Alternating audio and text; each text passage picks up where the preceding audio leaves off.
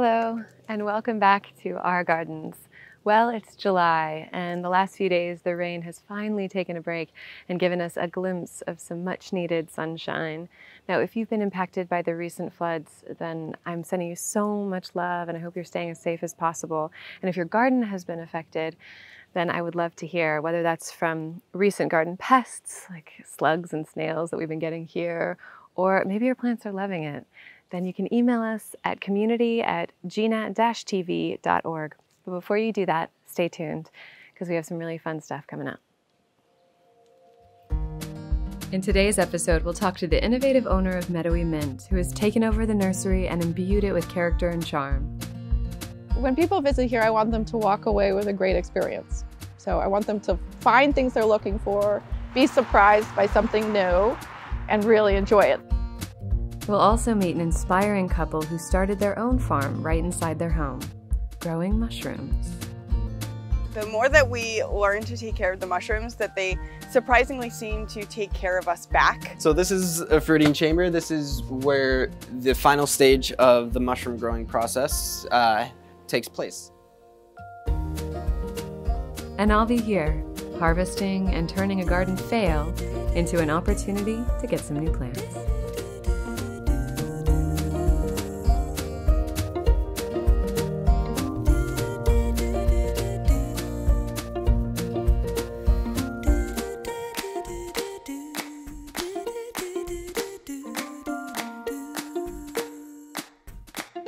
One of my favorite things about July is all of the harvest. So right now we're going to harvest this lettuce because, as you can see, some of it is starting to bolt and I want to get it out of here before it all goes to seed. So we're going to start out with some of this curly lettuce. We have some red lettuce here as well, and I'm just going to harvest the entire head. I like to use my scissors for this, but all season we've been harvesting just one leaf at a time like that, treating them like a cut and come again.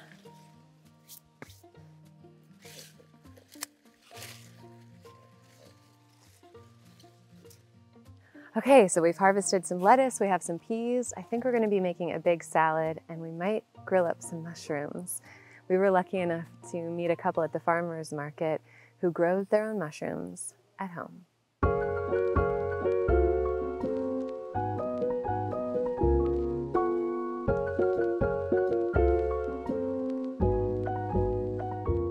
I'm McLaughlin. I'm a mushroom farmer and mycologist. My name is Cassie Meiswinkel, and I am a mushroom farmer.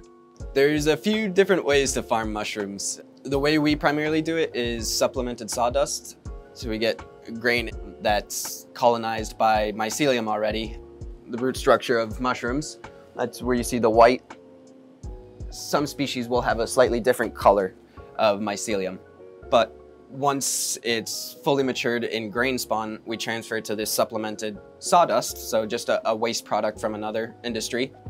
You sit and let it colonize the sawdust, and eventually, once it's ready, you expose it to oxygen and the right humidity levels and CO2 levels, and you will receive mushrooms. There's a broad range of things that I love about mushrooms. We love to eat mushrooms, of course, but we also love that mushrooms have brought us a really strong sense of community. They've brought us all sorts of like-minded friends, and getting to know the spirit of the mushroom has probably been my favorite part of this journey.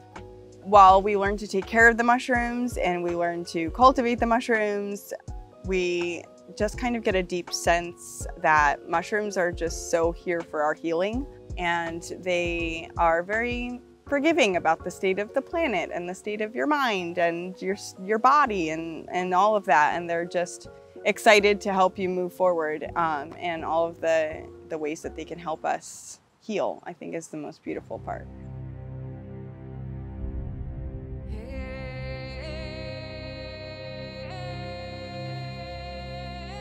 So there's nutritional benefits, medicinal benefits, and then environmental benefits. The nutritional benefits is they're a great source of protein. So for anyone looking to substitute meat or fish, they're really good for that. They're high in vitamin content, and they all come with polysaccharides, which are compounds that are complex strings molecules that our bodies use to strengthen our immune system. The medicinal value is that they can, certain ones interact with different systems in the body. For example, lion's mane here interacts with the nervous system and promotes nerve growth factor, potentially helping repair old nerve damage, and is also used to treat Alzheimer's and dementia. It helps neuroconnectivity and kind of stabilizes the neuronal firings. For the planet, almost endless. Our focus is on microfiltration, which is filtering runoff. In particular, we'll focus on agricultural runoff, so that includes pesticides, insecticides, and fertilizers. Oyster mushrooms, particularly the blues, are very capable of breaking down those compounds in those chemicals, so dioxins, PCBs, anthracenes, and it stops them from getting into our water table. And so that is where we'll focus, but they can also collect heavy metals. We have a friend down in West Virginia working on remediating old coal mines using mushrooms, mushroom blocks. The more that we learn to take care of the mushrooms, that they surprisingly seem to take care of us back. Every time that we think that we might be short on an order or somebody puts in some massive order that makes no sense for us to commit to, we wake up the next morning and either come out to 30 pounds of magical, mysterious mushrooms growing in the beds outside, or a block that was supposed to give us a half a pound, maybe a spent block, has 3 pounds growing on it. These things just happen. They've happened at least 5 or 6 times in the past few months, and we just find that they're always looking out for us, and I think that that's really fun. So this is a fruiting chamber. This is where the final stage of the mushroom growing process takes place. A fruiting chamber is essentially just an enclosed space that can hold humidity and steady temperature. So for our species, we generally maintain a temperature level around 62 to 63 degrees and 80 to 90% humidity. And that simulates fall, which is really where the highest volume of mushroom production happens. My favorite mushrooms to cook and eat would be shiitakes. I think that you can put them in everything, and you can make a variety of different textures from one type of mushroom. And my favorite mushroom to cultivate would be the piopinos, because I think that they have a really spunky attitude. You don't always necessarily, they don't always look the same when they're done growing, but they just kind of look at you like, pick me. And I think that that's fun too. So these are chestnuts in different stages of growth. So when they're small and the fruiting body is just starting to form, we call that pinning. And you get these little baby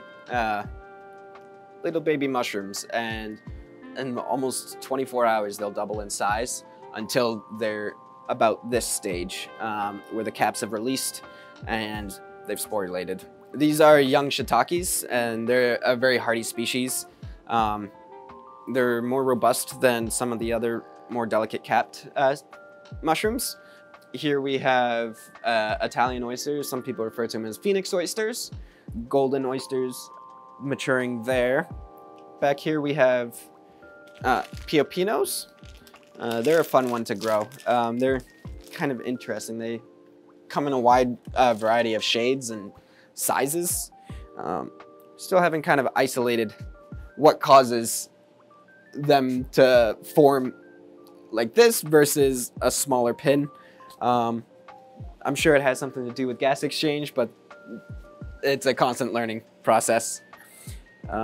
Here we have pink oysters. They do great in the summer. They're a tropical species, so they like it hotter. And here are their cousins, blue oysters. They fruit almost year round. They can all be breaded and fried. They can all be just thrown in the oven with some olive oil. I think that they're just a really easy addition to any meal that makes it super nutritious and like add an earthy flavor. Honestly, my favorite recipe would be lion's mane fried in garlic butter breaded with panko breading. Yeah, it's so easy. It's just 2 or 3 minutes on each side, and that's the best part of it not being a meat, is you don't really have to worry about when exactly it's done. If you like it crispy, you make it crispy. If you like it just crunchy, that's fine too, and so they're very flexible. We are providing 17 different locations, fine dining restaurants, and a few storefronts with gourmet mushrooms. And oftentimes they'll tailor certain dishes on their menus based on what type of mushroom they like to work with for this season. It's really cool. The restaurants around here really enjoy partaking in the seasonality and working with local small farms like us, and without their support we wouldn't be able to do any of this. So it's really through their support that even our research is possible. So we are on Facebook at The Soul Connection Farm. We have a website that's thesoulconnectionfarm.com, and we try to post updates mostly on Facebook and then with the website to follow. And we are at the farmers market in Arlington every Friday from 4 to 7, minus the last 2 weekends in July because we're taking a well-deserved vacation. And then we are at the Arlington Garden Club doing a presentation on cultivating mushrooms on September 19th. The long-term goal would be to continue providing crops of gourmet mushrooms to the local restaurants, and eventually have a facility capable of continuing our research related to water filtration.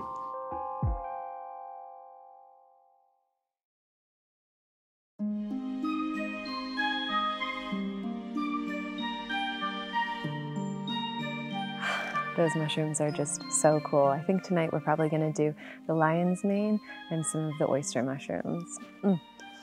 So I wanted to share with you a little project that we have going on right now. So over the winter, I got some dahlia tubers and I ordered 2, and then they ended up coming with 3.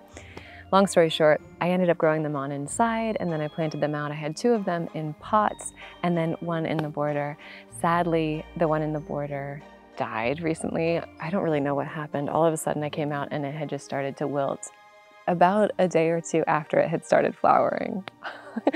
And it's called Thomas Edison. It's a really beautiful, almost like a soft fuchsia, kind of a mauve-y color, really beautiful, really vibrant, and gorgeous in the cottage border. But unfortunately, the one that was in the border did die. So I've decided to take the 2 dahlias that were in these pots, which are looking fairly healthy, and put them in the border. And that really frees up 2 large pots that I have. So I decided to head down to a local nursery and get some annuals. Sometimes annuals can be on sale at this time of year. It depends. But one of my favorite things to do is to put together little potted arrangements. So this was really just a good excuse to do that. So I've planted one of the dahlias in the border already. I'm going to plant this one up, but I wanted to show you what annuals I got for this. So here is my spiller.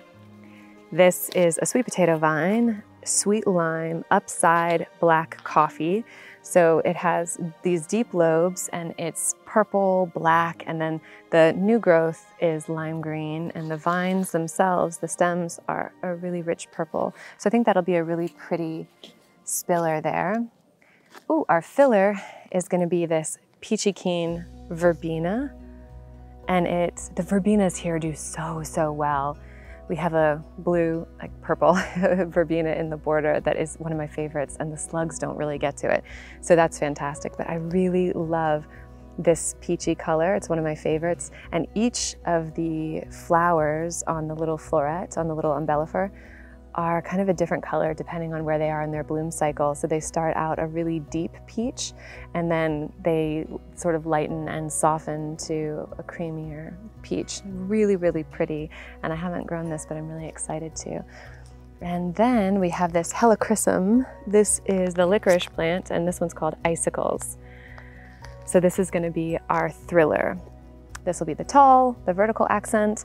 Then we'll have the sort of, yeah, the filler and our spiller. So I think that's going to look really good. All right, so we're going to start with the icicles. And because this is going to be seen from all angles, I'm going to try and plant it up so it's pretty on all sides. I think we'll do the peachy keen. It's a cute name, isn't it? On the side, like that. And then the sweet potato vine, the Ipomoea, is a little bit bigger, so I'll try and give it some more just loosen that up a little bit and pop that. Let's see, how does that look best?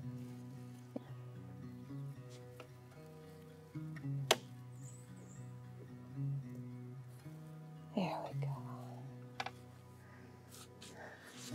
Okay, there we go. I think we're all done there. Oh, that's one of my favorite things to do in the garden. It's like my favorite garden chore, I guess. So if you wanted to make a little late season arrangement, then head to your local garden center. We were lucky enough to visit a beautiful nursery right on the banks of the Mettowee River.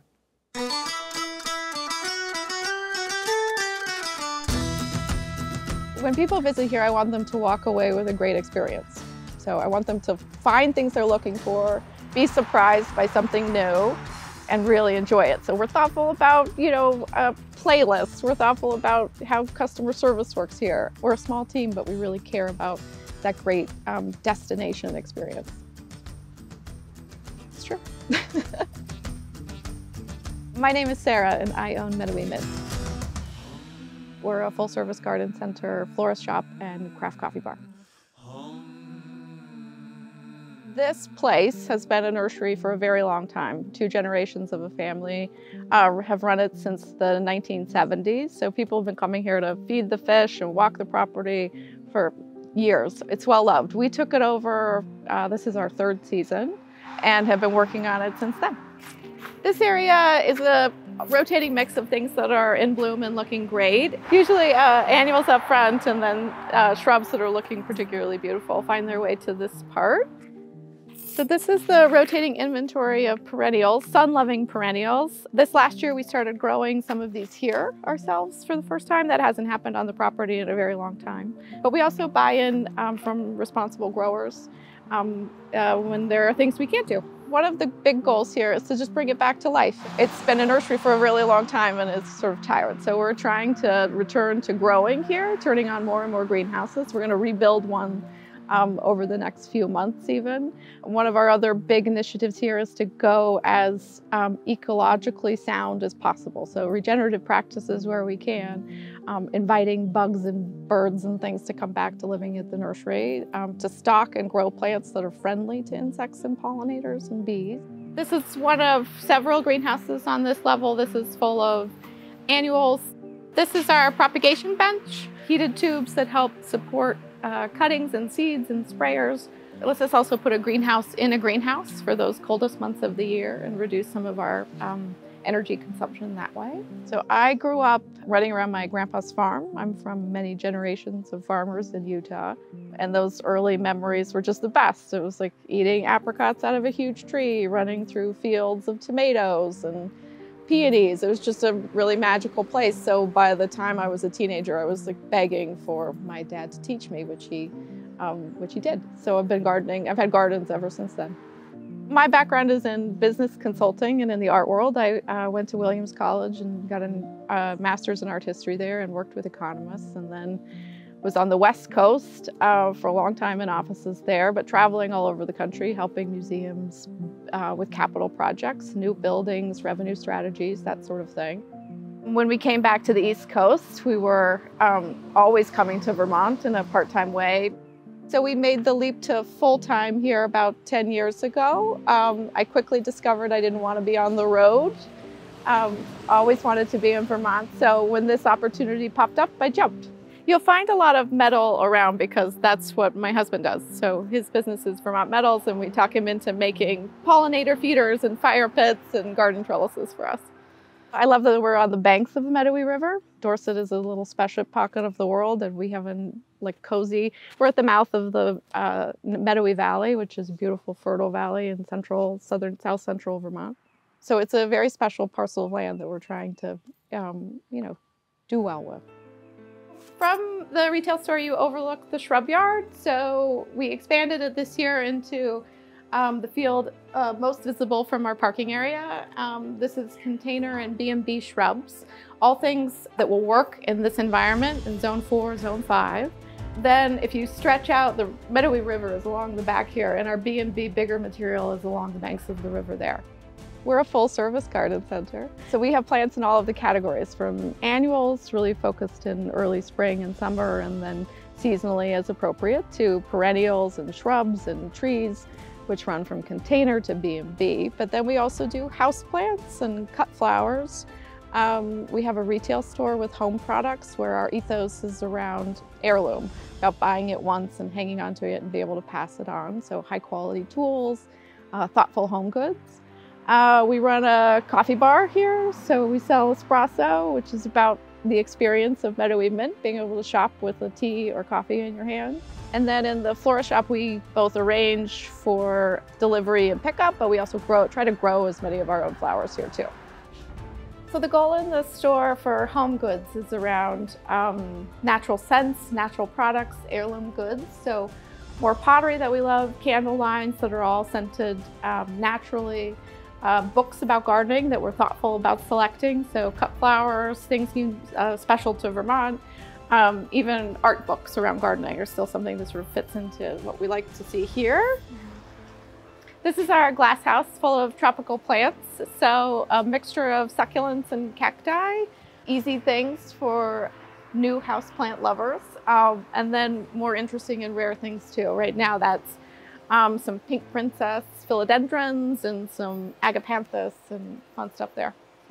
So we do lots of different kinds of events. So core of that is classes and workshops. So inviting people into our tropical glass house to learn a new skill, and that can be terrarium building or succulent planting or seasonally making a wreath with us or a boxwood tree, to flower arranging, so classes like that. We also do larger community events, which are purely about celebration. Our biggest one is Fall Fest in the fall, where we just want to celebrate the harvest and kind of the end of the season.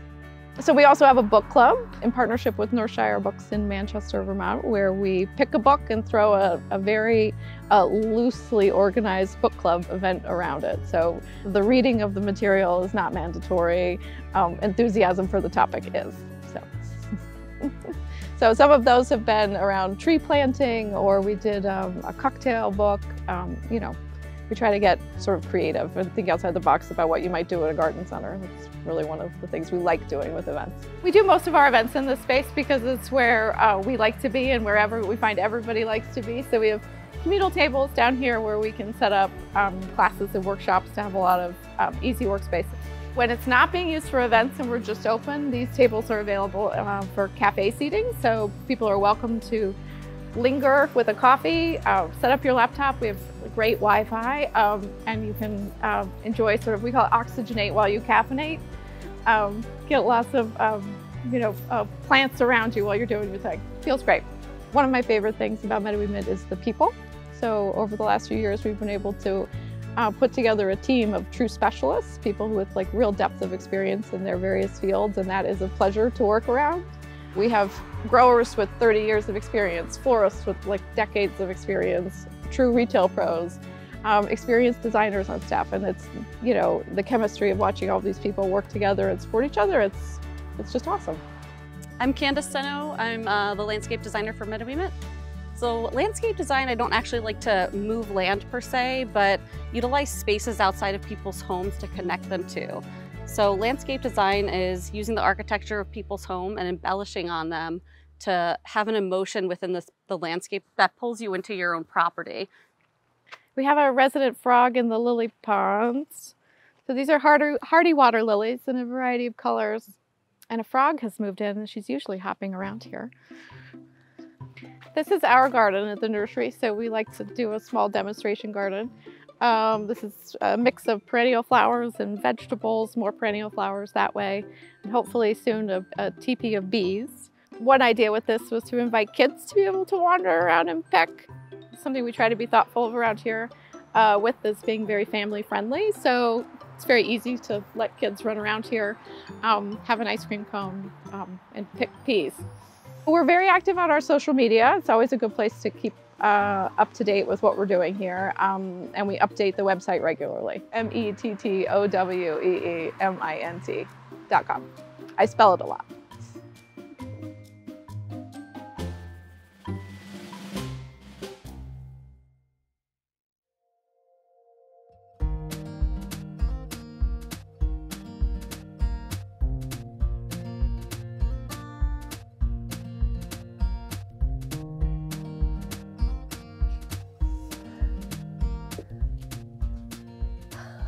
Well, that's it for today's episode. I really hope you enjoyed it. And again, feel free to reach out if you have any questions about your garden or you just want to share what you have going on at community@gnat-tv.org. I'll see you in August. Until then, happy gardening.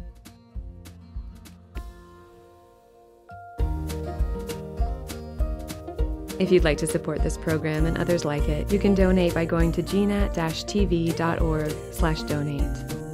Thanks for watching.